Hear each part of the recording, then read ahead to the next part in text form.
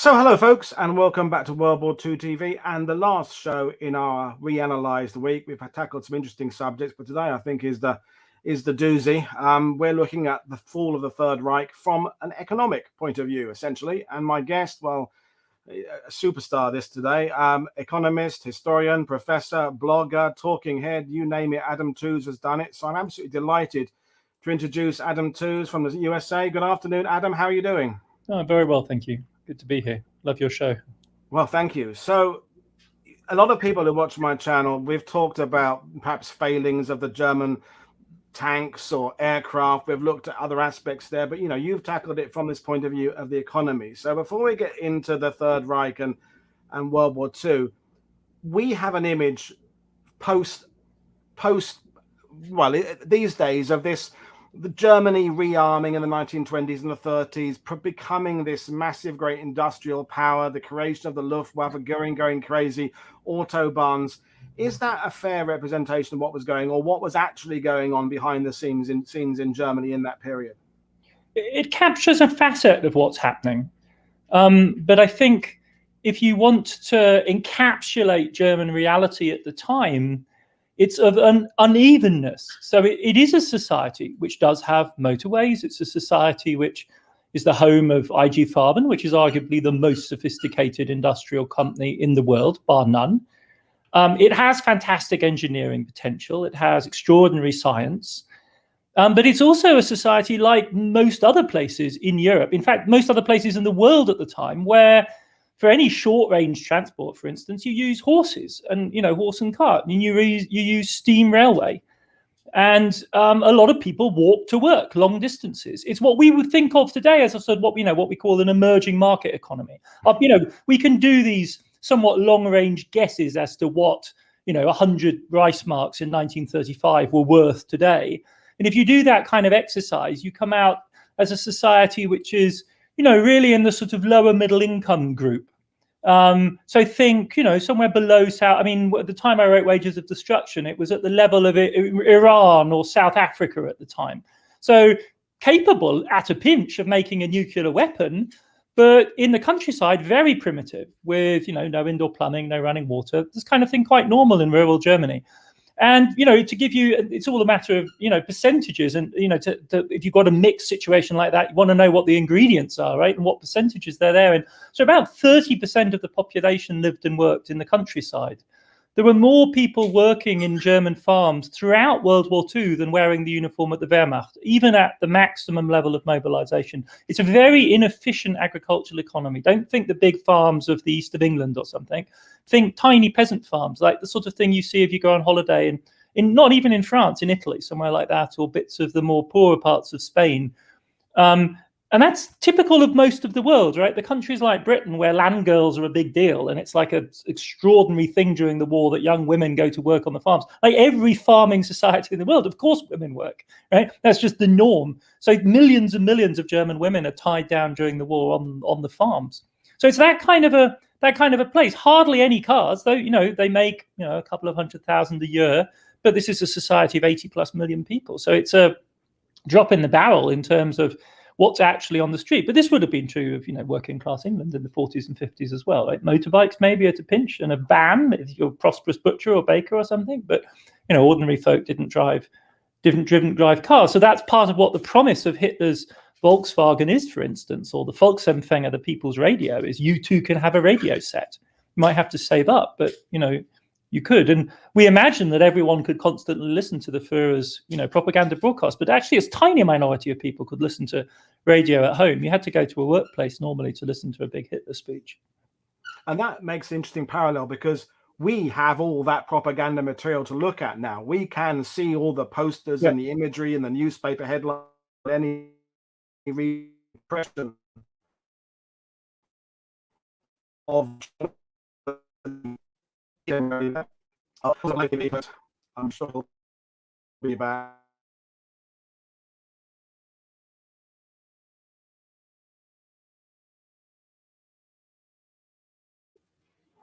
Oh, my internet dropped out for a second there. I think I'm back. I love it when these things happen. Yeah, my internet dropped out. Are you there still, Adam? No, Adam's still not back. Are you there? I can see you again now. The sound is going in and out, I'm afraid. Yeah, I had an internet dropout. I think I'm coming back in again now. Right.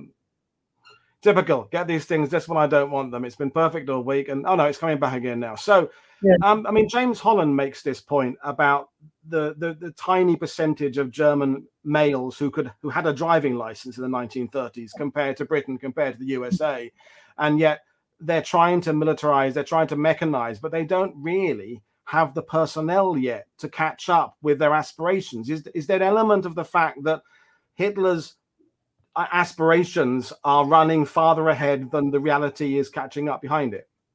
Well, I think it's quite a deliberate promise, right? That the regime is promising you that future. And I mean, Hitler actually writes about it in his unpublished second book in the late 20s. He says, ordinary Germans have an idea of a modern standard of living, which they derive from Hollywood. And the United States is miles ahead in terms of popular motorization and owning your own home, having indoor running water, hot water. That's much more commonplace for working class Americans than it is for anyone in Europe at the time.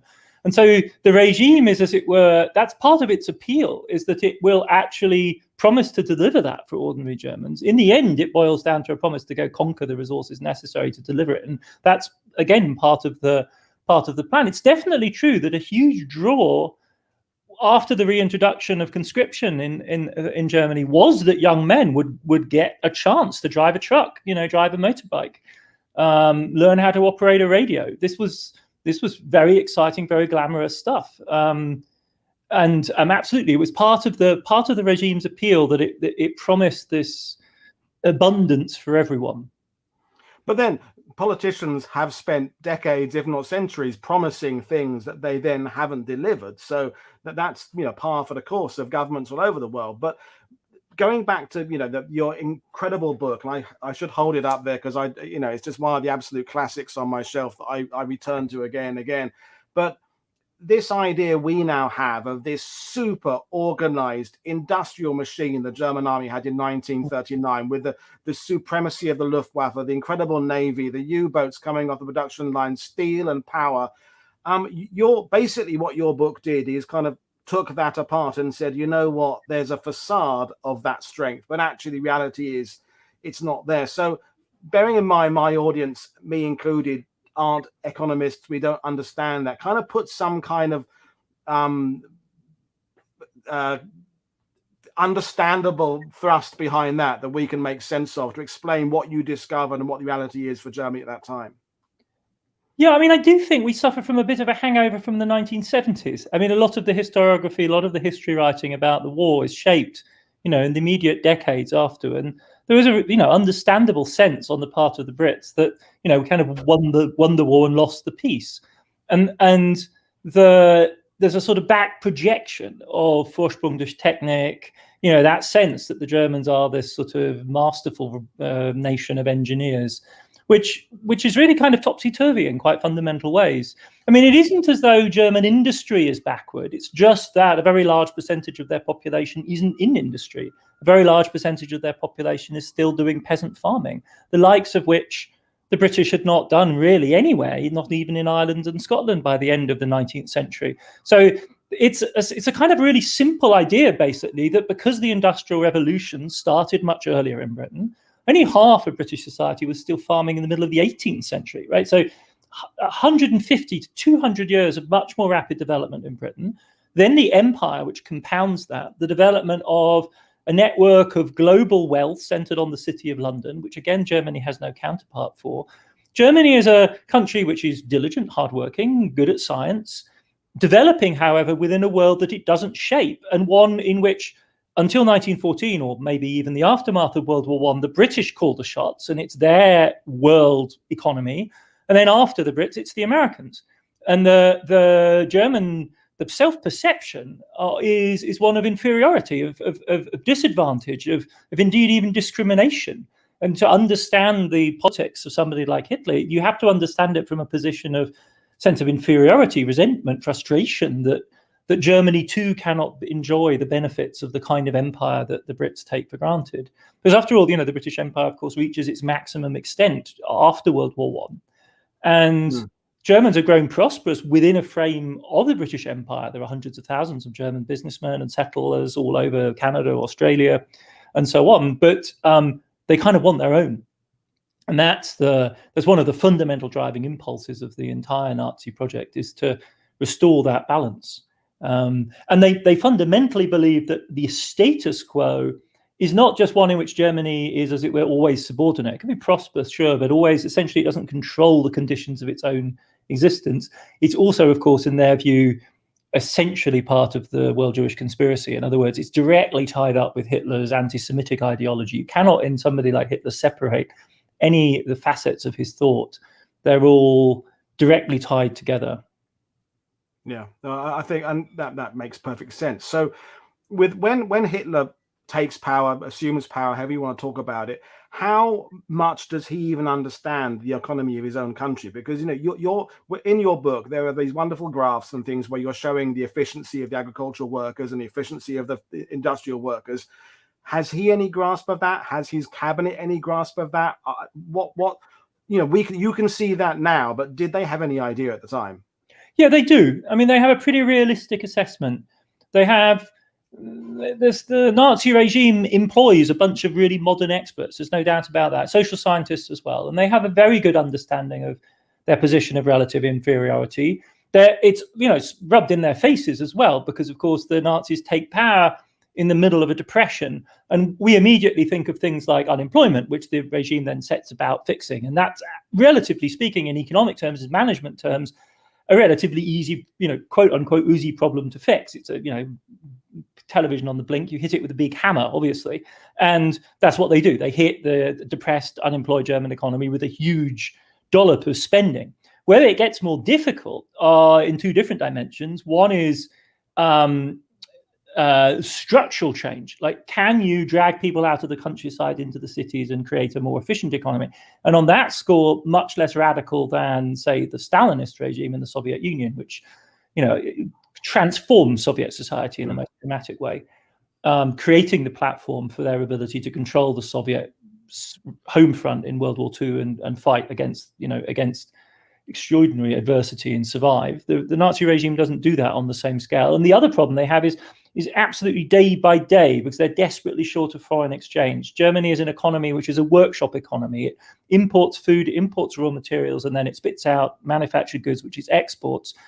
And it had a very uncompetitive exchange rate at the time. The rest of the world was depressed. So Germany is chronically in deficit, believe it or not. It has a trade deficit. And so it's desperately short of foreign exchange. They never have more than enough foreign exchange to cover, maybe like 2 to 3 months of imports, which is nothing practically. Wow. That's basically, just to keep the warehouses stocked with foreign materials, you need a bigger safety cushion than that. So there's a lot of expertise that just goes to keeping the show on the road. And this is centered around this guy, Hermann Schacht, the head of the Reichsbank, and for a time also the acting economics minister, who is a bit of a wizard in terms of, central banking. And he earned his reputation in the 20s already during the stabilization, the hyperinflation. So yes. And then Hitler himself, our perennial problem with analyzing Hitler is that the records are just incomplete. And so there is... We don't have enough, do we? Yeah. We just don't know enough. And so there are certain stories, a brilliant historian like Ian Kershaw, and this monumental 2-volume biography he wrote, gives it, a very strong impression of a sort of an actor. There's no there. In a sense, Kershaw's Hitler is somebody that people project things onto. It's that kind of view of Hitler as the rather insubstantial bohemian, cinema watching, late, goes to bed late, wakes up late, not really focused. There isn't a single mention in those 2 gigantic volumes of the word steel, the key raw material of the German economy. Working from the steel files, which is what I did to write Wages of Destruction, there's not a single important reallocation of steel that doesn't have Hitler's signature on it. So there's a complete disconnect between, as it were, the Hitler biography view of the regime, which is written from one set of sources, and an economic history of the regime written out of the planning minutes and materials, where no crucial reallocation of steel happens without the explicit say-so of Hitler. And the two just never quite meet, because there's a whole chain of materials, of archival material, that we just don't have, which would give us a much clearer impression of who was doing what, where, with whom.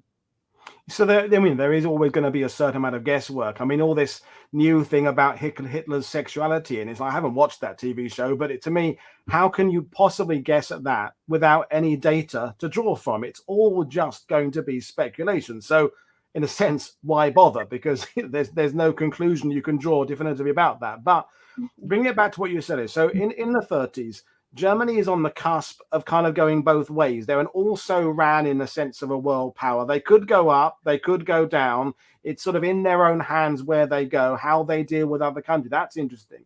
You've got this idea that they're rearming, but they haven't got this efficiency behind it.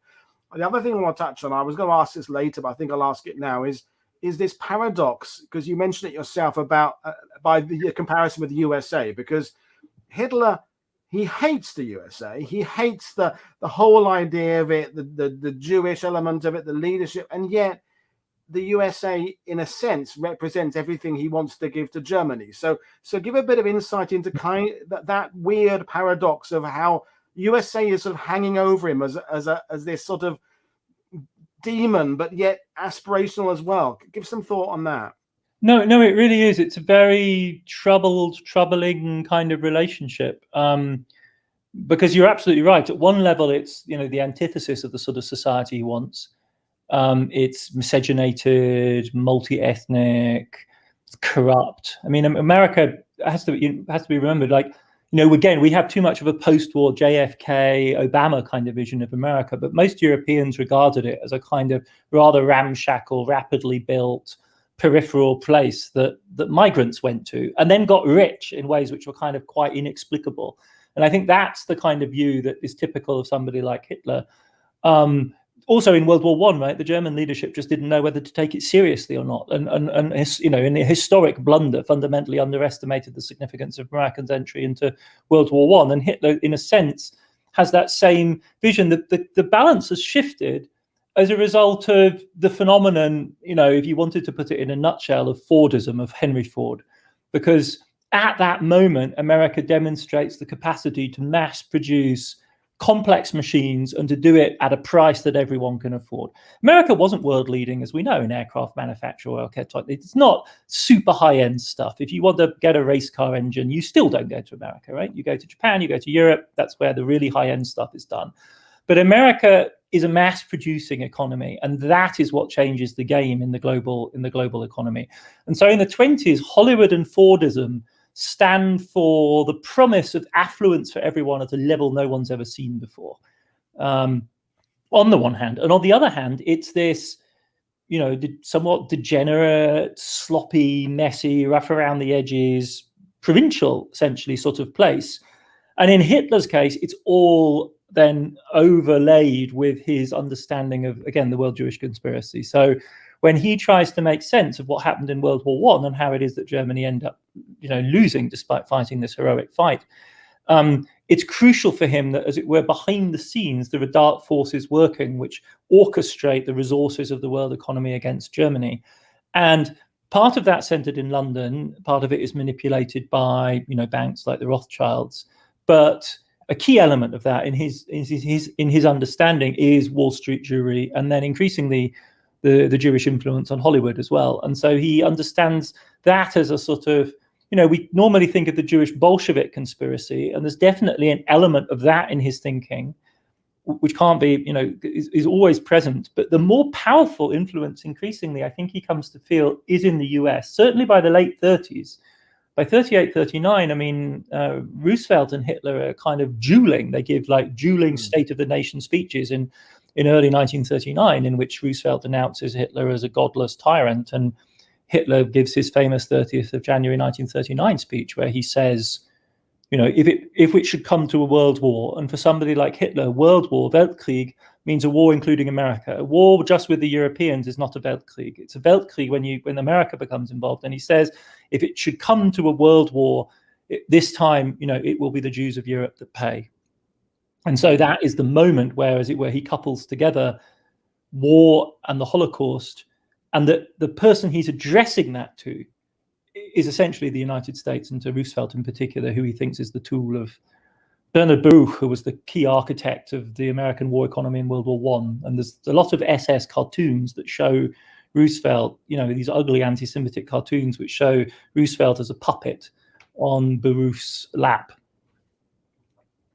So, well, I mean, that was brilliant. So, recapping, moving on, they rely on exports, they rely on imports. The agriculture is basic and behind. They've got this weird paradoxical envy and hatred of America at the same time. And then the war starts and blitzkrieg.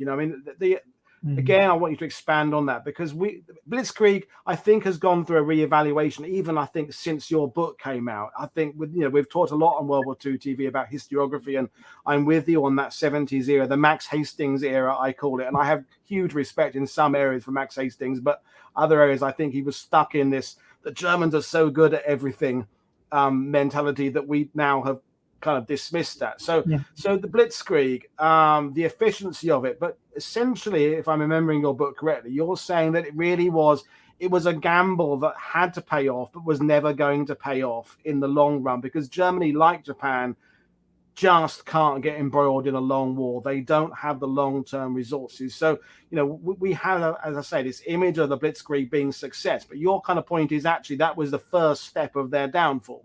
Now, someone was just saying on the sidebar there that your book is great. Eric Marks is saying, but you're wrong on the Blitzkrieg, is basically what Eric is saying. And so, have you considered that? Have you come back to consider that differently? Now, I'm simplifying what this viewer said, but do you maintain exactly what you wrote about the Blitzkrieg, or have you changed a bit in the 15, 16 years since it came out? I haven't actually. No, I must say I haven't reevaluated. I mean, I based my analysis essentially on Karl-Heinz Friese's and Doughty, and that historiography really of the 80s, 90s, early 2000s. And the revisionist element was basically to say, look, there's no substantial material superiority which gives the Germans the edge. So the idea that somehow they had systematically developed a war economy with a modern cutting edge to an extent which gave them any kind of material superiority over the French and their allies was an illusion. It's not true. The odds were basically even. There were certain rather small, but it turned out rather crucial technical differences. The German tanks have radios, for instance, which makes them much better able to communicate. But that is, in a sense, really a kind of, for want of a nail type logic, right? It isn't that the French didn't have tanks, or that the French didn't have enough, or that the French tanks were all fundamentally ill-conceived, none of which is true. Or that the French didn't fight, which was a kind of early generation étrange défaite, something wrong with the Third Republic, something rotten in the kingdom of not Denmark but France kind of view. Not true either, right? The level of casualties on the French side. Well, we discussed that very subject yesterday, Adam. That was the subject really high. Yeah, I mean, it was bloody fighting.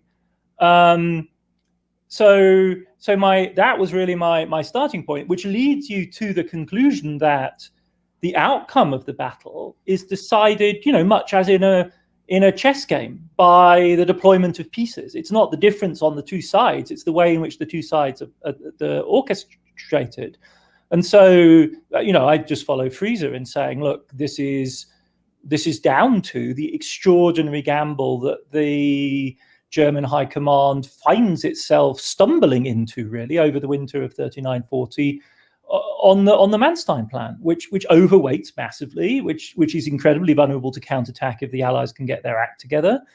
It basically, creates the largest traffic jam in world history up to that point, with the German tank divisions stacked end to end all the way to East Prussia, and then, as it were, it's down to as Friese shows in extraordinary detail, the dynamism of the lead units that just don't sleep for the first 3 or 4 days, the effectiveness of the Luftwaffe screen that's put over the top to prevent interdiction and to prevent Allied reconnaissance.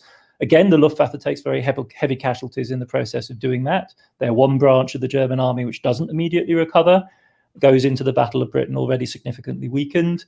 And that, as it were, is the basic logic of the situation in 1940. So then the question is, that's not the basis on which a rational grand strategist would launch an offensive operation, right? I mean, a rational grand strategist goes into an offensive operation with a ratio of 3-to-1 in favor, broadly speaking, right? That's where you kind of start. Yeah. You don't go in basically on level pegging, gambling that your one-off, unrepeatable, do or die stroke will succeed, and we know that inside the German army staff, right, they assigned a prior probability of success of 1 in 10 to the Manstein plan. So then the question is, what kind of a regime would do that? Well, the answer is a desperate regime would do that. So, and my account of Hitler's regime at that moment is designed, as it were, to explain the fact that they were willing to take a 1 in 10 odds of success on this plan, and furthermore, on a plan that we know from looking at both the military, development of military planning, and from the military economic side, which is what I focused on, they had not anticipated or prepared for. Right, the armaments plan that Hitler triggers when the war breaks out is preparing them for 1914. The principal concern is not to have the shell crisis, which they had by September, October 1914, when they ran out of artillery ammunition. And so the huge weight and emphasis of the armaments program on the German side is on ammunition, which is vastly underrated in the history of World War II. We think of ammunition as the iconic, if you think about the factory pictures from World War I, it's of women standing with shell cases. That's sort of far more still true in World War II than we would credit. Tanks, I think I something on Twitter, somebody is going about tanks accounted for 4% of the German armaments effort.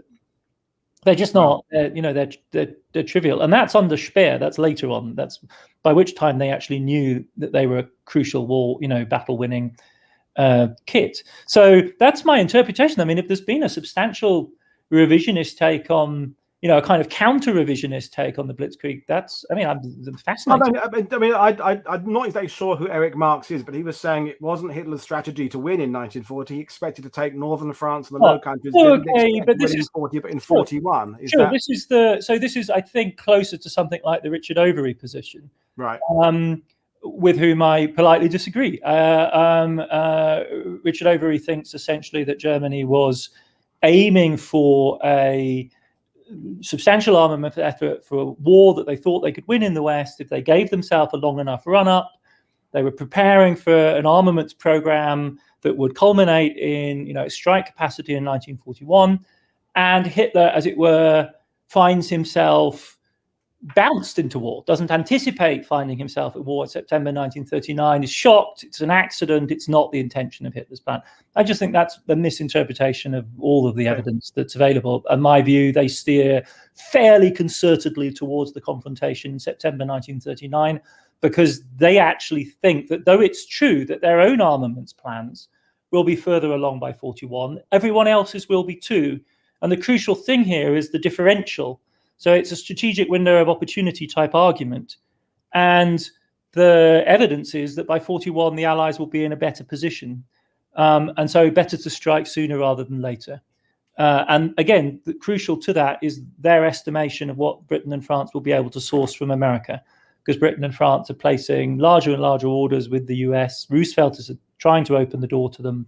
So yes, that's a difference of opinion. Like there clearly remain quite fundamental differences between historians about even something as basic as like why Germany went to war in 39. And I'm definitely of the view that it was deliberate, that it was a response to an impasse they'd reached in the armaments economy in 39, which I think Richard Overy fundamentally underestimates. I'm closer to somebody like Tim Mason, but Tim Mason thought of this as a crisis. He thought the German working class were going to rebel. He was a Marxist, and he fundamentally continued to believe in the countervailing power of the German working class. I don't think the problem is there. There is a crisis, but it's not in the working class. It's not in labor. It's in raw materials, and raw materials linked to foreign exchange. That speech that Hitler gives in the Reichstag, 30th of January 39, the bit everyone, maybe you've seen it on YouTube, is the passage about world Jewry and the threat to European Jewry. That most of the speech, if you read the speech, 80% of it is taken up with economic problems. It's taken up with a desperate shortage of foreign exchange because they can't export. And that's, to my mind, what frames all of this extraordinary moment. So they, in fact, curtail the armaments program going into the summer of 39 because they're running out of foreign exchange so quickly. So 3 different positions there out there in the historiography your listener is, accurately reflecting the view that somebody like Richard Avery advocates. Tim Mason's view, I think, has few supporters now, the idea that there's, as it were, a kind of an underground working class resistance building up. And mine is a sort of intermediate position focused on the raw materials complex. I mean, difference of opinion is going to be with us forever. I mean, stick 10 military historians in a room and ask them to discuss Arnhem. You'll get 10 different reasons why Market Garden failed. And they'll all think they're right, and they'll all think the other 9 are wrong. And that's absolutely to be expected. But just something you said there about this assessment the Germans have of the Allies being in a stronger position in 1941, and then if the war continues beyond that, I think even from my naive economic point of view, even American industrialists would have gasped in 1940 or 41 of how much they had improved their industrialization by even 43, and by 44, 45. Absolutely insane figures of everything coming off. So I think no one, even within the USA, would have predicted just how the USA rose to the challenge. So I can completely not forgive the Germans. I don't like forgiving the Germans anything for the war, but I can understand where their projections of where the Allies would be able to build their might were way off, surely. So yes, but so I mean, you're right. I mean, there were 2 production miracles in World War II. Britain, Germany, frankly, perform more or less exactly as you would expect on the basis of their pre-war manufacturing capacity. It's remarkable how close they are as well. The 2 miracles are the Soviet miracle, which is, one at a huge cost and is truly staggering. And the other is the United States, where they just kind of go to work, because America was still a depressed economy in 1940.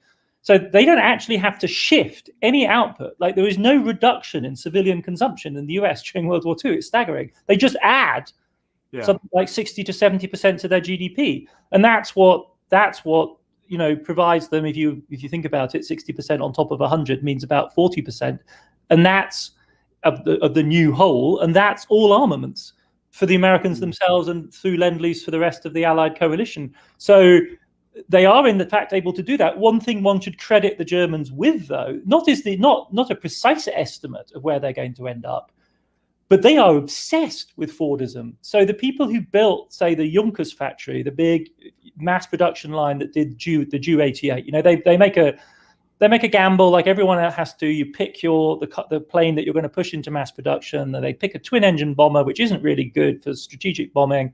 This is the one they go with, and they ramp up a really big factory to build this.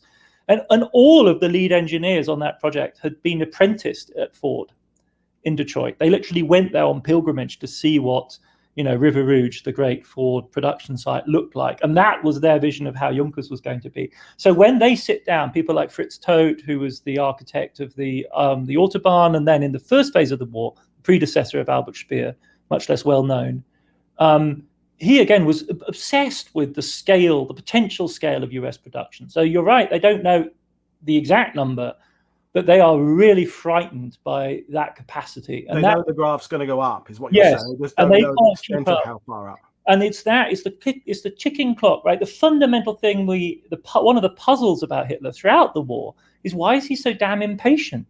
Why, for instance, in the summer of 40, can't they just sit tight? The world is falling into their lap. Why do they need to push into more aggression in 41? And to my mind, one of the explanations is the sense that time is not on their side, because the big battalions of the world economy are lining up against them progressively. Yeah, that makes sense. And Eric wants to make it clear he is a big fan of yours. He just disagrees with a couple of points. So there we are. So this is what history's about. You don't. So so the Blitzkrieg, in a sense, if I'm kind of simplifying things, is kind of dooming the Germans to an eventual failure. The other question then leading off that is, with that knowledge now, how did it take the Allies another 5 years to defeat an economy and a country that was kind of doomed to failure? Was it the Allied inability to press home their advantage, or did the Germans manage to make what they had set up keep on going? And you mentioned Speer, and I guess Speer is the important part of this in the middle part of the war. So because they do kind of recover, they do manage to keep on going for a surprisingly long time. So how do they manage to do that? Well, space is all important, right? I mean, the the defeat of the British-French-Belgian coalition in 1940 is epic. That changes the entire game, right? Because then any counterstrike becomes an amphibious operation, and we know that's just a qualitative leap in the complexity. I mean, it is so difficult to do that, and would have been impossible if the vast bulk and most of the quality of the Wehrmacht had not been on the Eastern Front in 44. And by that point, Bagration is the big story, really, of the summer of 44. With all due respect to the Western invasion, that's where the real bloodying and destruction of an entire army group is happening, and that after years of just attritional pounding back and forth. So it's the success of, as it were, closing out the Western campaign as quickly as they do at such minimal cost, and that just is. This is the puzzle for an economic historian. Like, you look at it and you go, okay, fine, they're bound to be defeated. And then it's like, okay, right. But on the ground, what does that actually mean? And there is a profound disconnect, obviously, between the sorts of things you can read off macroeconomic numbers, industrial production statistics, and the actual capacity to shape a battlefield, win a battle, crush the will of the enemy, control. And space is vital to that, right? And they make 2 or 3 great gains of space. Like, the first is in the West in 40, and then it's the 2-phase campaign in the Soviet Union that just buys them strategic depth. And they are very, very, very, I mean, they're good at offensive operations. They're even better at defensive operations in the East, at least. And that's why then it becomes such a grinding attritional battle. Plus, the Allies are prone to major operational mistakes. I mean, again and again and again on the Eastern Front, right? Even as early as December 41, if the Red Army had concentrated all its forces in the counterattack around Moscow, the German opinion is that Army Group Center was doomed at that moment. But instead, Stalin thinks he's going to win the whole war right there. Yeah. And they attack on all 3 fronts, frittering away what was already a very slim margin of material superiority that the Red Army had, if at all, actually. And in after 42, after Stalingrad, the same, right? They again and again, the Soviet counteroffensives, or just plain offensives from that moment onwards, are extraordinarily vulnerable to German counterattack. And I take the same view about the strategic bombing campaign. Well, we're going to touch on that in a minute. Yeah, I mean, just to reflect on what you're saying there. I mean, if we're talking about, it's a generalization that there are some operational mistakes by the Allies in perhaps 42 and 43. And then the next era, if I call it 44, 45, we have that problem of strength that James Holland, for example, talks about, where we now have huge amounts of aircraft and huge amounts of everything, but it takes an inordinate amount of time to field all those things. So, as you said earlier, that 3-to-1 superiority idea, we make sure that by the time we do D-Day, we're probably 5-to-1, 6-to-1, which takes us time to get to that strength. But as you say, allows the Germans time to just sit and occupy that space. So in a sense, our need, the Allied need to field something so big, is giving the Germans that time to keep on going. But as you mentioned, strategic bombing, that's, we had Strategic Bombing Week, I think in April on World War II TV. We talked about the raids on Romania with Dr. Luke Truxell talked about that. We talked about some of the raids on Germany. You could ask people, military historians, about, I don't know, the Dams raid, and you'd get all array of, was it worth it? Was it not worth it? But from an economic point of view, from your examination of German industry, what effect did the massive great strategic bombing of Germany have? So, I mean, I think it's a matter of phases, right? So by 44, I mean, from the summer of 44 onwards, I don't think there's much doubt that the pulverizing, bombing, nighttime RAF, daytime US Air Force is essentially paralyzing the German war economy. All the rivers, all the bridges over the Rhine are blown. The petrochemical complexes are coming under attack. The controversy, such as it is between historians, is really about the earlier phase. And I'm strongly of the view, and this is informed, again, it's always, as it were, judgments in history are always crucially dependent on the sources from which you derive them. And so judgments will vary depending on the source base. So I look at this problem, not really from the RAF side, for instance, or even from the side of the USSBS, so the Strategic Bombing Surveys, or the British equivalent after the war, but from inside the German military itself. And what's clear from that is that in the spring of 43, the Speer ministry believes the end is nigh. And they believe the end is nigh because of accumulating problems that it's very difficult for them to get a handle on in the subcomponent supply chain. So it's not in the final tank factory, but it's in the people that make the castings for the engine, or the people who make the brake hoses. And it's way up the supply chain. And if you look at the history of strategic bombing, that, of course, coincides with the onset of regular nighttime raids by the RAF on the Ruhr, basically the Battle of the Ruhr, beginning in the spring of 43. And if you track this on the inside of the German armaments effort, not only is the talk, and the talk is desperate, they make all sorts of plans to evacuate all but the male workforce from the Ruhr, total evacuation, so turn the cities into fortress cities.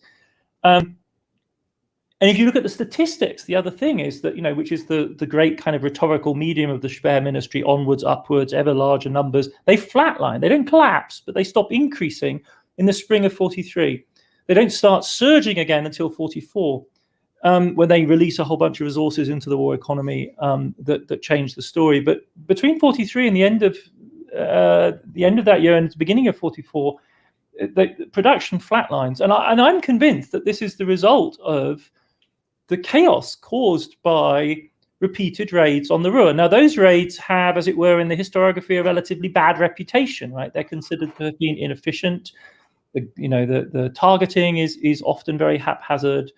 But my view is that in the sense that is, as it were, what was working. And it culminates, of course, with the attack on Hamburg in the summer, which incinerates Hamburg and sends shockwaves through the German. I mean, Speer the following day is basically saying, look, if we can't get a handle on this, we might as well just shoot ourselves. The game is up. If they can do that again, the RAF does it one more time in Kassel, which knocks out the Tiger plant there for a while. But the mistake on the part of the RAF is to shift from attacking the Ruhr to attacking Berlin, which is, the shift in operational doctrine really from the late summer and early fall of 1943. And it's, I think, clear why they did this, because the losses from the attacks on the Ruhr were huge, because the Germans could see them coming. Interception was easy to organize. It was clear they were going back to the same cities again and again and again. But in a sense, to my mind, they flinch away from the attritional logic of strategic bombing at the moment when it was actually working.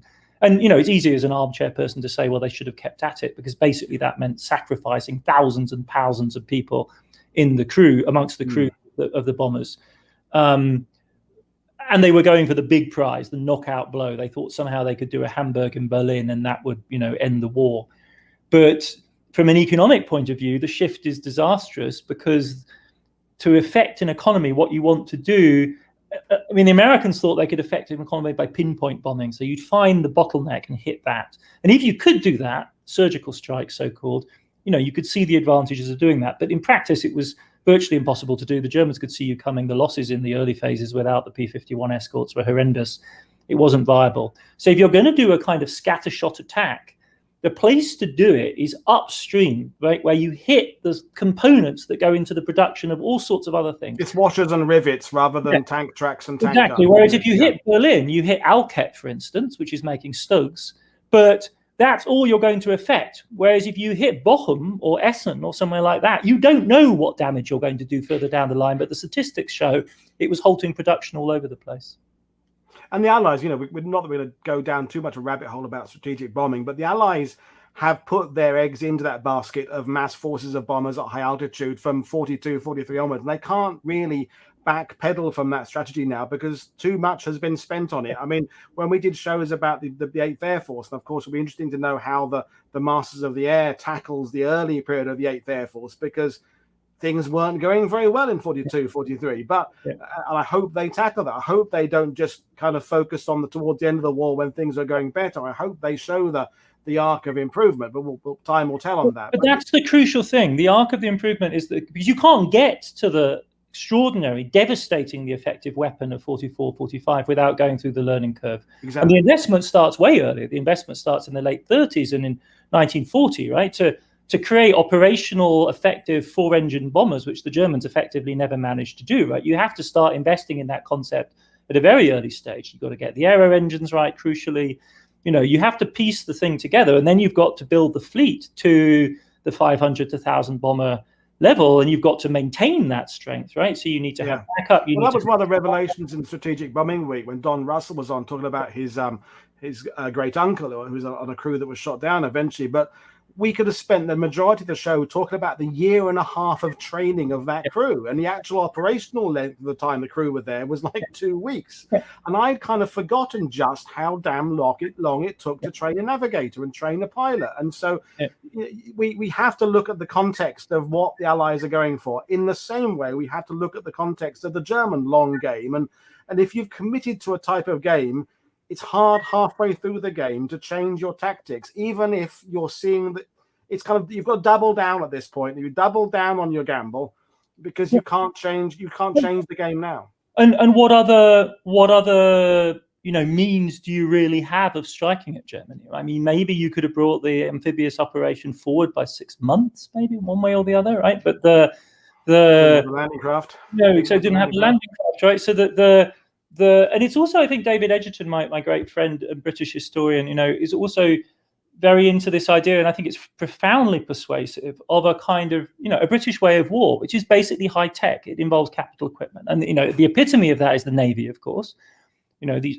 Starting with the dreadnought essentially in the 20th century, which changes the game for navies worldwide.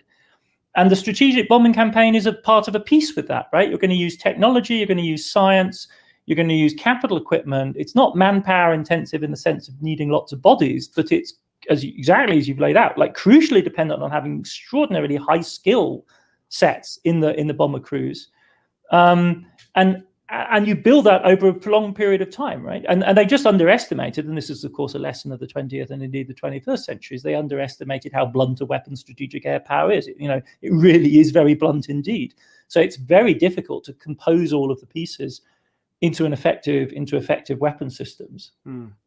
But as a student and of the economic side of things, and you can look at those tables of productivity, and how much can we now analyze the morale boosting effect of the strategic bombing campaign on the positivity of the Allies, seeing those forces heading out and perhaps them working harder in factories because they feel that force is going out there, and conversely, these workers in these factories, if they're making washers, they're making pins for the half-track tracks, whatever it would be. If you're being pounded and your country's being pounded day by day, and you're meant to be working 8 hours in a factory, whatever it would be, how can we measure, or can we even attempt to measure, the effect of the morale on those workers? Did they work? Do we think it made them work harder because they were pissed off? Did it make them work less?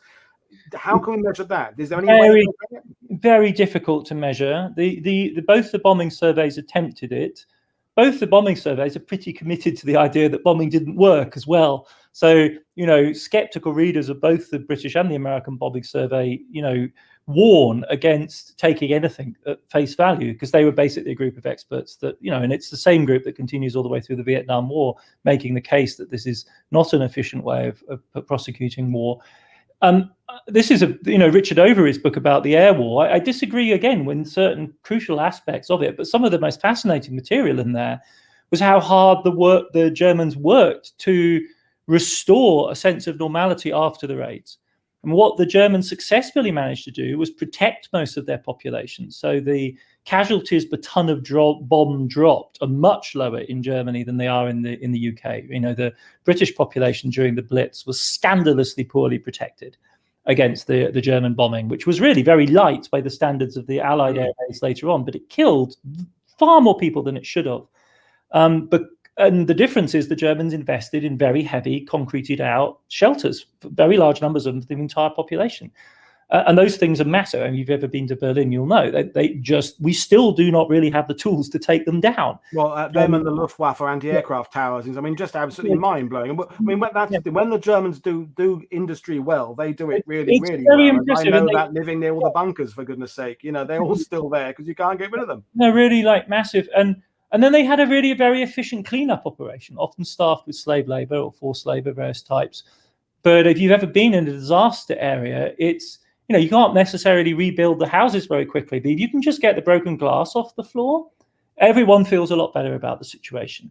And they did that literally every day. They would have cleaning teams out the next morning, sweeping the streets, so that even if houses were, it was sort of jagged, like a row of teeth, and like houses will be missing, you didn't have the sense of living in a disordered society.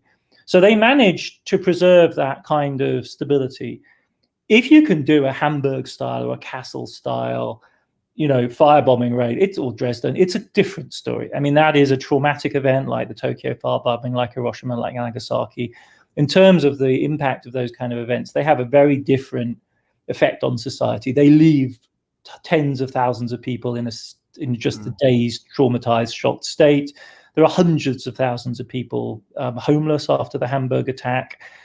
That's a different level of efficacy, and the Air Force is repeatedly attempted to produce that grisly effect, but we're not successful most of the time, right? Because it's difficult to do, and you have to get quote unquote lucky with the conditions that enable you to unleash a firestorm like that.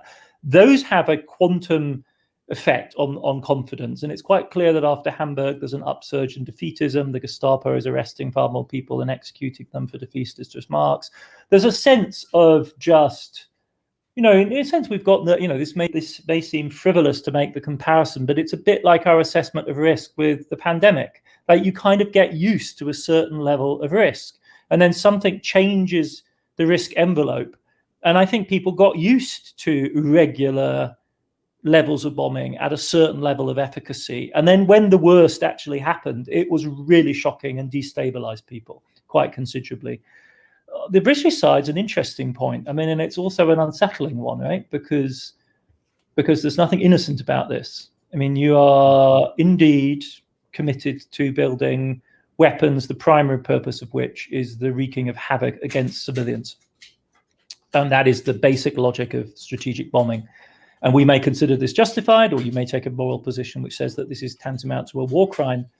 But the description, what you're planning to do is that you are trying to destroy the home front. In other words, you are going to, in a very indiscriminate way, bomb civilian housing, places where people work. You're going to kill elderly people, small children, the whole works. Well, that's the fascinating thing, that if we ask people now about that compared to asking you about 1944, in 1943-44, every single British family knew someone who'd been killed in the Blitz, pretty much, didn't they? So their feeling of what was right and what was moral probably will be very different. Whether or not the casualties were quite that extensive, I don't know, because maybe tens of thousands of people. Yeah, so you certainly. I mean, everyone's engaged in a war. No, I'm not sort of making judgments here. I think there's certainly. I mean, we know from the nighttime get-togethers of Bomber Harris and Winston Churchill, looking at the aerial photography of the damage they've done. That the British policy was to dehouse, quote unquote, and talk about a euphemism, as much of the German population as they possibly could. That was our plan. That was the war plan. Yeah. So. And if you look on the other side, look at the enthusiasm with which German kids, teenagers volunteer for anti-aircraft guns. They want to shoot back. So this becomes a totalizing experience. And on the Nazi, from the point of view of Nazi propaganda, the way in which they make the Jewish conspiracy and why it's a threat to you and your family palpable is they say, just look at the bombers. Who do you think's sending them? Yeah. So the bombing is seen by the German civilian population as a sign, if you like, of that vengeance that they, in the back of their minds, as much as they pretend to themselves that they don't know what's going on the Eastern Front, this is clearly the vengeance for something. And we did a show a couple of weeks ago, Adam, about one of the B-17 crews crashing in Germany, that they were just beaten to death by a group of completely ordinary people in a completely ordinary town, and they were almost stopping to have cups of coffee, these Germans, whilst doing it, and that was a real. We know that the SS did naughty things, we know the Gestapo, but just ordinary folk who were just on their way to work saw these allies being paraded down the street and just took out this horrible revenge, which was sort of pent up from almost the whole country. But amazing. I just want to highlight just what an incredible sidebar we've got going on today, and what a respected group of historians we have joining in the discussion. I want to mention Dr. Philip Blood, who's in Aachen watching this, talking about how some of the towns in the Ruhr were kind of knocked out. We've got John Parsh, who wrote about Midway, is watching this. So we've got some really good viewers. So I'm going to have to go back and read all the sidebar comments in a minute. But but going back to the strategic bombing, Eric, your fan who disagrees with some of you, says, can you expand on the bombing of the Ruhr? Because he says you were particularly good about that in your book. Well, it's just it's what drove me there is looking at Speer's, because I'm a guy who likes my numbers, I like statistics, and I spent a lot of time looking at the Speer armaments production record. And, the man's reputation stands and falls on the fact that he's some sort of miracle worker. But of course, then the question is like, so what were the constraints? You only really work a miracle if you're operating against constraints, right? You need the water to walk on it, to show that you're miraculous. And in the early phases, it's easy to see how Speer got the easy wins, right? There was a lot of inefficiency unwound, and they unwound it. And in the later phase, they're just throwing all available resources into the production effort in 44. But there is this hiatus in between. And that's really what caught my attention, like what is going on there? And as you dig into the records of the ministry, what you see is this conversation. So they're trying to, this is early 43, so it's after Stalingrad. And what they're trying to do is restore the fighting strength of the army in the East, which basically means the Adolf Hitler Panzer program. And so I was tracking the development of that program. And it's an all-out effort to re-equip the Panzer divisions. The Panthers and the Tigers are coming through, the upgraded Mark IVs. So they need basically to just roll out an entire new wave of production. These are the tanks that fight all the way through to the end of the war. So they're kind of settled now on the types, and they're pushing hard. And you've got Speer and Guderian touring the factories. You've got them handing out extra rations. It's Stakhanovite kind of stuff. Men are doing like triple shifts back to back. Their families are sent off to holiday homes. It's a really major push. It follows Goebbels' famous Sport Palace speech where he goes, "Do you want total war?" And the audience goes, "Yeah." It's this incredible kind of rally. And then if you look behind the scenes, what's going on? Why are production numbers not going up as rapidly as they want? This word keeps coming up, Zulieferung, Zulieferung, Zulieferung, which means subcomponent supply. And what is that? And the puzzle is they themselves aren't really aware. It's a little like us with COVID when we suddenly discovered, what goes into a vaccine. And it's like weird little fat droplets that you didn't even know existed that you need to be able to mobilize to do, to make the vaccines. So they suddenly became aware of just how fragile the production system was. And then the questions begin of like, well, why are these supplies not coming? And then they start getting the reports in from Essen, from Duisburg, from Cologne, about the disruption that's being caused by the Allied bombing. And that step up to the Battle of the Ruhr is perceived. There's the 1,000 bomber aim in 42 on Cologne. The Germans have been anticipating strategic bombing strikes, and then all of a sudden they keep rolling in. It's not every night because of the weather. The British change it up periodically. But it becomes obvious that they are being subject to a rolling attack on the heart of the industrial system. And that's when the penny drops and they really go, okay, like, what are we going to do? Because we cannot actually push this tank program. No armaments program that we're going to prioritize is going to be safe in the face of this onslaught. And it really is a very dramatic shift from the mood of the previous year in the ministry, where people are gung-ho, the production records are coming in month after month, and the ministry's self-belief, right, their entire self-understanding depends on being able to deliver these numbers.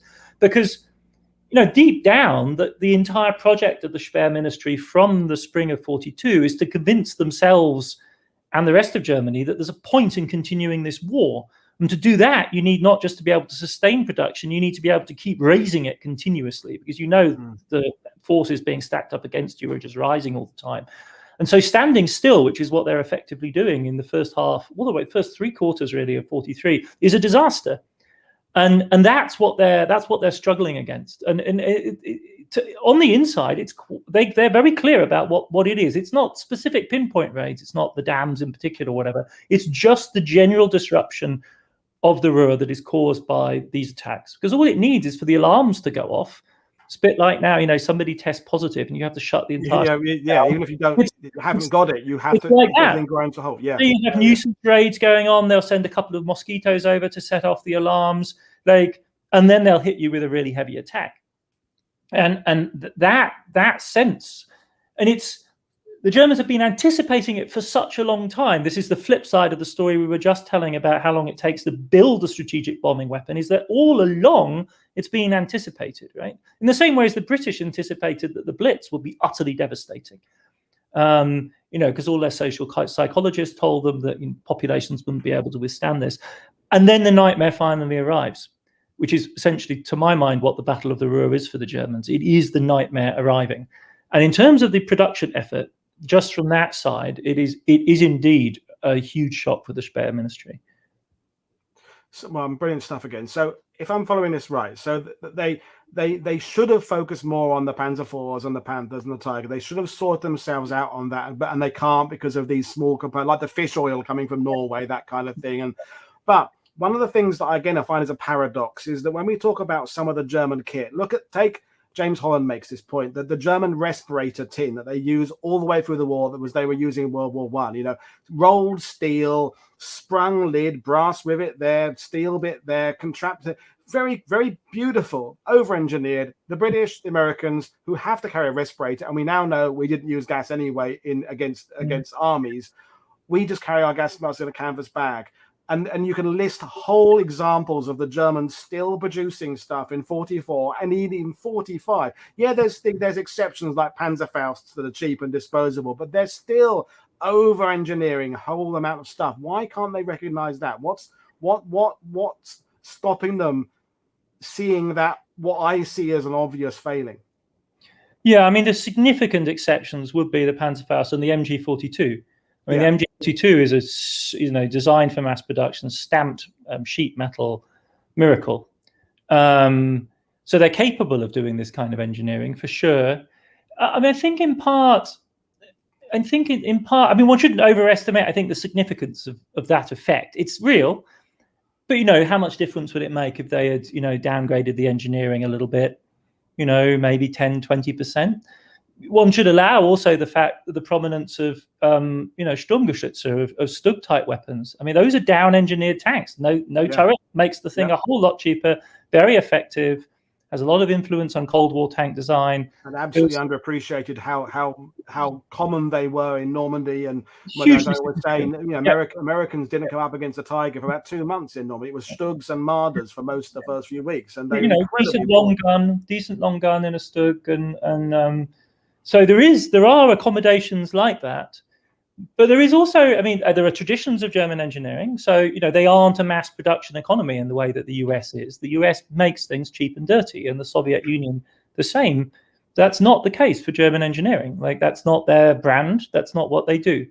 And then also there's increasingly a kind of ideology, which is, look, quantity isn't going to save us. We're not going to win that game. It's quality in some sense that will, and that becomes quite a sort of organizing idea, right? And it could be quality in the sense of a radically qualitatively new weapon, like a jet fighter, or jet fighters and King Tigers and rockets and all of that, or it could just simply be, the marginal superiority of, certain weapon systems, like, I mean, the tank.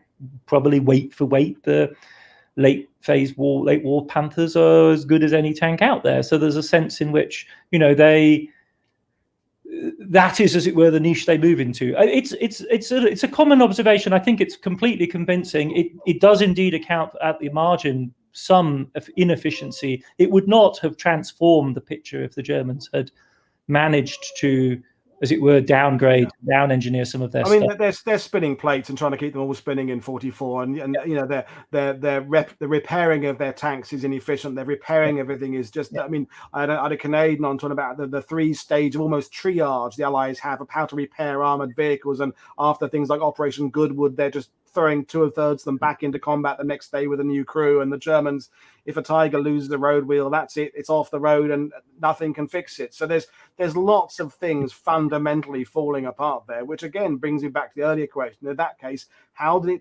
it take us 5 years to actually defeat the Germans? And was Speer influential? Did he make a difference? Was his ability to do what he did with limited resources, did that give the Germans, let's say, an extra year? Is that fair to say, or is that an overstatement?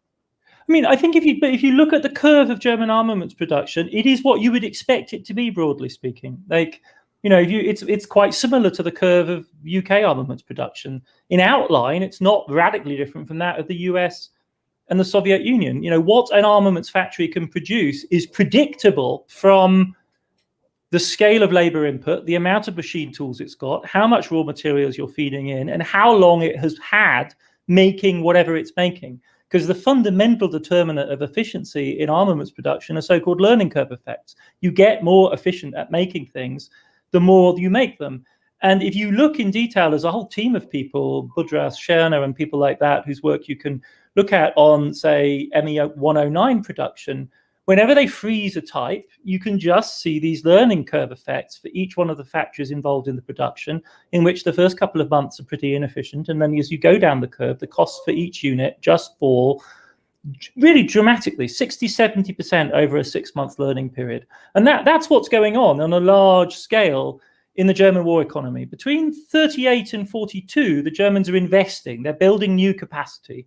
They are indeed, as you know, one of the listeners pointed out earlier on, planning, because they have to plan for the ultimate big war against the Western powers who they consider to be their ultimate enemies. So you've got to build the big aircraft factories, the big tank factories in Austria. You've got to build Auschwitz, which, you know, is first and foremost not a concentration camp or a death camp, but an absolutely giant integrated petrochemical facility. And hundreds of millions of marks are poured into these plants. And from 42 onwards, they're switched around from new investment to actual current immediate output. And then as each one of those factories winds up, it becomes more and more efficient over time. So that's what, as it were, gives them their ability, like everyone else. The armaments production crests in 44 in Germany, as it were, all of those systems just optimize in that final stage of the war. Yes, without that, they would have been rolled back on the Eastern Front, right? It's the question of where is there intense combat in those years between 42 and 44. And if we discount North Africa and the Mediterranean as a relatively minor sideshow in terms of the quantitative commitment of German resources, at least, the two big battlefronts are in the air, which is consuming 40 to 45% of the German armaments effort, and on the Eastern Front. And the Eastern Front it's just space. It comes back to the early exchange we had. They just gain strategic depth from that position. You know, it just takes a series of absolutely gigantic offensives to push them back to the borders of the Reich. I mean, as late as the beginning of 45, German territory has not been touched. Same as in World War I, right? True. Yeah. The latest January 45 German territory has not been touched. Wow. So, I mean, we'll bring the things to an end fairly soon because you're a busy person and we're taking your time up. But I feel that you're in an almost unique position because you clearly understand the military history. You can engage in discussions about tank types and I wouldn't imagine within the economy world there are many people who can engage about that, but you can equally talk about production quotas and GDP and things like that. So what can the more conventional military historian learn about the economics of Germany that would help them in turn understand the warring side of the Third Reich at that point? I mean, what lessons can be learned? Which areas should we be moving into to get a greater understanding? I still think logistics are kind of underexposed. I mean, apart from Van Creveld's work, which I take to be like, you know, the sort of most widely read text on German logistics, I'm always struck, you know, when I do a lecture course on war in Germany, starting in the 30 Years' War and going all through the present. But every year it causes me to try and update my PowerPoint and look for new graphs. And I'm always looking for a good picture of the railway system of the Reich during the war, and particularly on the Eastern Front. And I just can't find, you know, that book, that essay, that article, which really lays it out in the way that we would want. But I think that is the classic way to interconnect these things. Like, what are the logistical capacities? And another facet of this is that we tend, for obvious reasons, to focus on the big arenas of struggle, right? The Eastern Front, Normandy, for as much as I've dismissed it, the Mediterranean, North Africa. These are, after all, dramatic, spectacular military operations. But I'm always curious to know, as it were, quite how much resource is sucked by simply maintaining Fortress Europe. You know, the numbers of troops stationed in Yugoslavia, where they are fighting a very active anti-partisan campaign, or the total number of troops deployed around Fortress Europe, or defending Norway, you know, which is crucial. I'm just going to mention Norway. I mean, I'm doing a whole week on Norway at some point because the number of Germans are there for basically defending nothing is staggering. Romania, huge resources spent. They're not defending nothing in Norway, right? Because without Swedish iron ore, the whole thing grinds to a halt. So that's true. Yeah. But it's fractal. I mean, just look at the coastline of Norway and imagine having to try and defend it. It's epic. So, I mean, I think that's another area. And the third element I'd focus on is, I think we need to move past debates about the absolute priority of one campaign over another. Like, was the war won on the Eastern Front, or was it the O'Brien kind of vision of like a multifaceted, multidimensional struggle, air, land, sea? I think this is where quantitative economic history can really help, right? Because we can actually measure the contribution of the different facets of the fighting. Even just a cursory glance at the output of the armaments ministry tells you it has to be a multifactorial story, right? Because 44% of the armaments output is going on the Air Force. If we allow a quarter of that strength on the Eastern Front, that still means that a third of the effort is being devoted to the air war. Add in the Navy, which accounts for 10-15% of the armaments effort, and 45% is being directed against the Western Allies, right? Even though, as we all know, 85% of the battle casualties of the Wehrmacht are suffered on the Eastern Front. So we have to envision in our heads, a bit like, Germany as this hodgepodge of the modern and the backward. We have to think of World War II, I think, similarly, as this weird hybrid of, the last of the late, almost Napoleonic land battles. If you look at the supply chain of the Wehrmacht, you can think you're in the American Civil War at times. They just huge fields of horses with. Well, one of my regular guests, Niels Henkemans, who's Dutch, is just about to produce his 2-volume study on the German army in Normandy, and has broken down precisely how many horses there are per division. It's like 4,300, and how much is spent on horseshoes and all that. It's just incredible. Yeah. But you just look closely at those pictures of the Falaise Gap. Like, it's not just tanks and half tracks. Like, there's a lot of dead corpse carcasses. Like, it's really. And then what also fascinates me is the Anti-Partisan Campaign, right? Which is all over and is a dimension of the war which is much more akin to what we say, for instance, in what we see in China, and enables us to think the war also as a war of peasants, right? It's not just a war of factory workers and of men in tanks and armored vehicles and aircraft. It's also guerrilla. It's really that locally rooted, terrain-based insurgency type combat, all simultaneously, right? And it's the combination of all of those facets. And I don't mean this in a sort of hodgepodge, anything goes type account, but we can actually, in a quantifiable way, and this is where economic history can help, we can actually break down the relative contribution of those different elements. But this is where, I've talked about it so often on World War II TV recently, this idea of we all like to have the timeline of World War II, where we can look at the pivotal moments where things change, and we can only really accept one thing on that timeline. So if, for example, well, let's take D-Day. To see that D-Day is there, we forget that Rome was liberated on June the 5th. And some of the things like the guerrilla operations, there is no one key moment. That's a second line where there's lots of things happening over a long period of time. And I think the economy comes into that, in that I doubt you'd be able to say there's a particular date. Well, that's the date the German economy fell apart.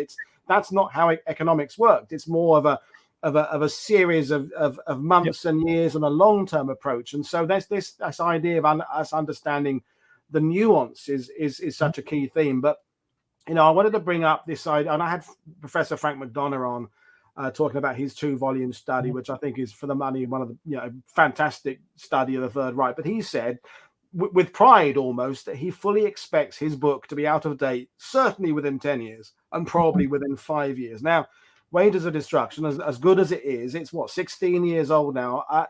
What's the next stage? What will the next economic World War II historian be able to bring to this, or what revisionist or additional information do you think might be coming our way in the future? What I would like to see, to be honest, is a sort of big data approach. I think maybe we need to go beyond books. I mean, we're doing this on YouTube. I live online now.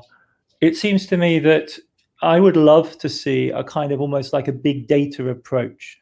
I'd like to see an understanding of even like what we were talking about at such length, the 43 moment. There's enough records at the level of individual businesses, individual firms in 43. If we comb through the records of the so-called Rüstungsinspektion, and so the armaments inspectorates that sat on the ground and that managed the regions, if we looked inside the corporate archives, if we aggregated all of that, I think we could create almost kind of like a living model of this society, this economy under stress. And that would then allow us to, exactly as you've just so nicely described, like gauge what is the sort of, the background noise, the background rhythm of this society. And rather than saying, and that's all that matters and the shocks don't matter, it's only then that you can actually gauge what the significance of Operation Gomorrah then is. Like, how does a moment like that, literally a matter of minutes, hours, convulse that entire system? So we could track, as it were, both the regular rhythmic pulse of the economy and the moments of heart attack. We could capture.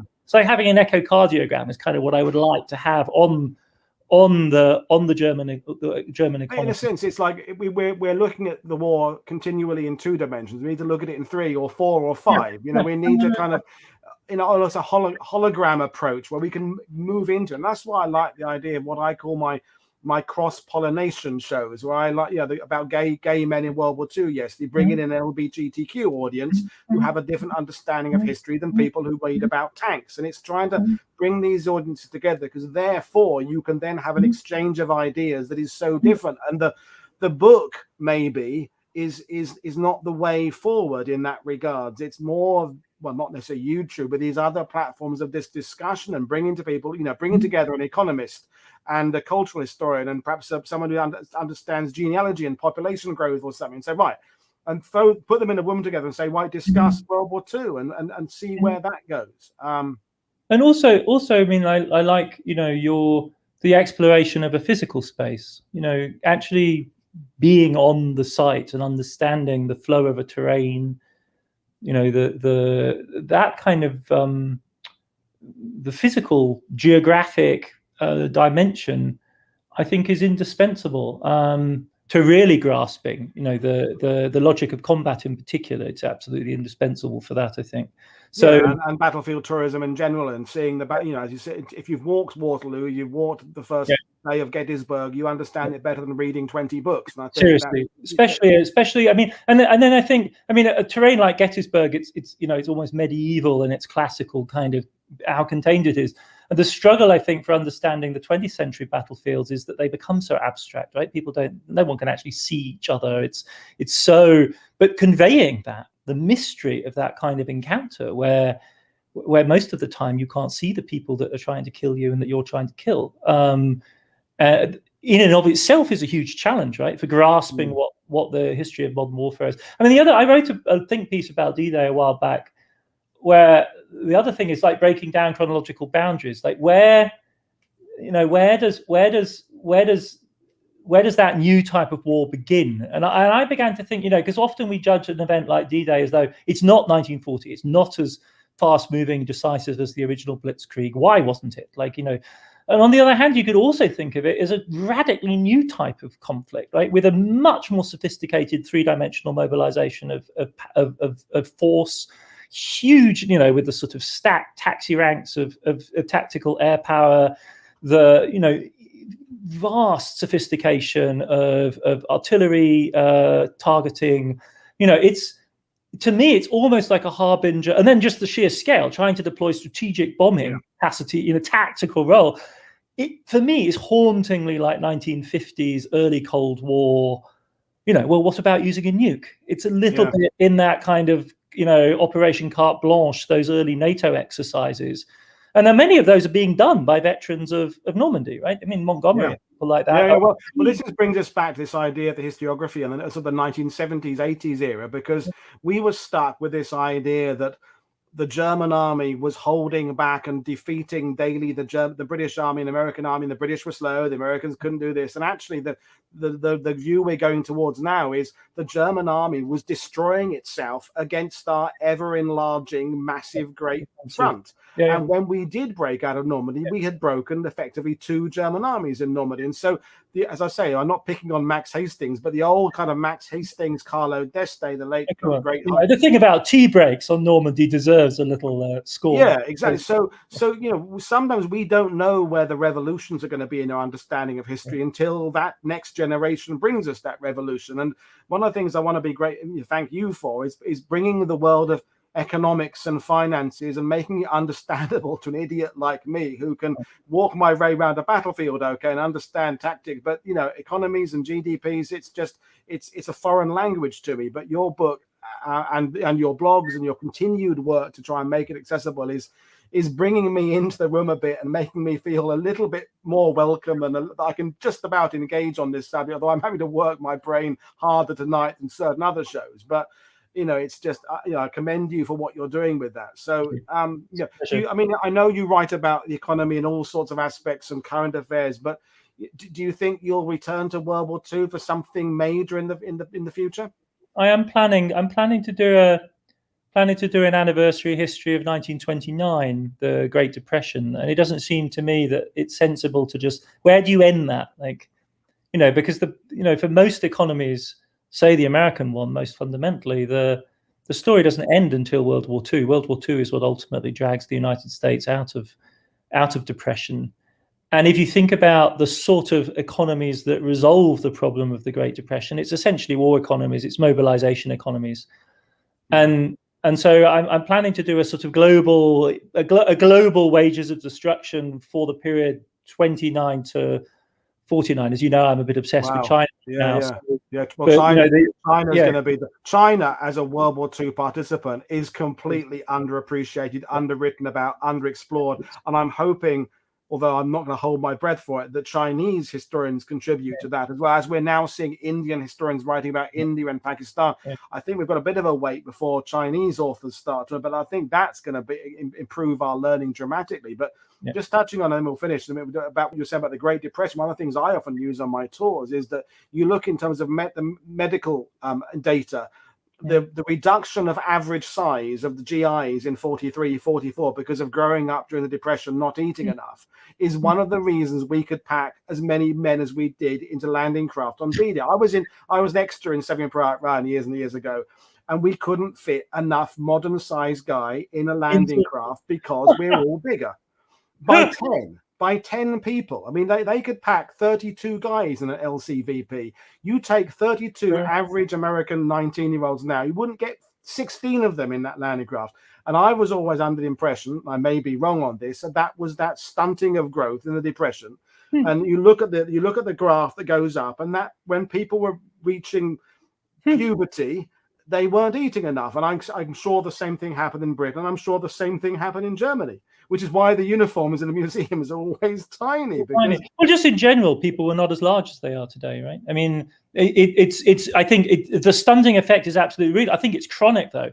If you look in working class communities across the world, they're seriously stunted. And I mean, just look at our lifetimes, the way in which the size of Asian populations has changed. Japanese, for instance, are just not short anymore. The stereotypes are no longer the stereotypes. It's an effective diet.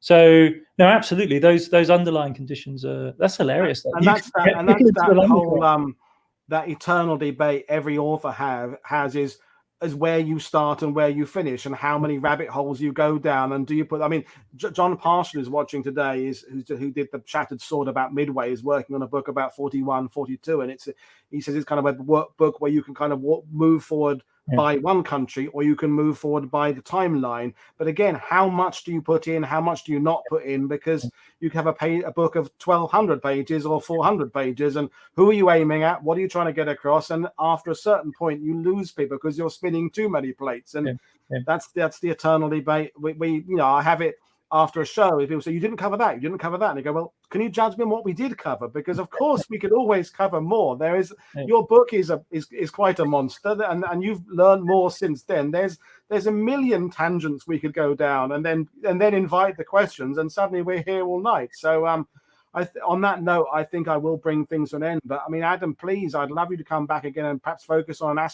one particular aspect of the economy in the war, or just look at the air war, or economy, or Speer. Just do a show about Speer would be interesting. Sure, I'd be very happy to do that. Let's do that. Well, real pleasure. Well, I'll just remind people what we've got coming up, and I'll come back and say goodbye to you in a second. So, folks, that will have brought to an end Reanalysed week. Next week, we're starting. Most of August is going to be kind of random shows, fitting in all the people who've been wanting to come and talk to me, and I've been wanting to talk to them that didn't kind of fit into other categories. So we've got Alamo Scouts coming up next week. In the Pacific, we've got a look at the smoking out of Romanian guerrilla fighters there in Odessa. That'll be extraordinary. And then we've got Airborne Week later in the month. But it's some really amazing shows coming your way in August. So as usual, check out what we're doing on social media. The links to Adam's website is in the description below. If you have not yet bought Wages of Destruction, what the hell are you doing? It's an essential on-your-shelf book to have an understanding of the Third Reich in World War II. As for me, I will see you all next week when we bring you these other shows. But right now, it remains me to say thank you very much to Adam Tooze for joining us and fitting us into your busy schedule. And as I say, if you'll come back on and talk about Albert Speer, I think we'd love that. So we'll do that. Did you enjoy it? Yeah, it's a date. Well, thank you then. Brilliant. Okay. So everyone, I will see you all next time. This is Paul Woodadge for World War II TV. Enjoy the rest of your day. Thank you, everybody.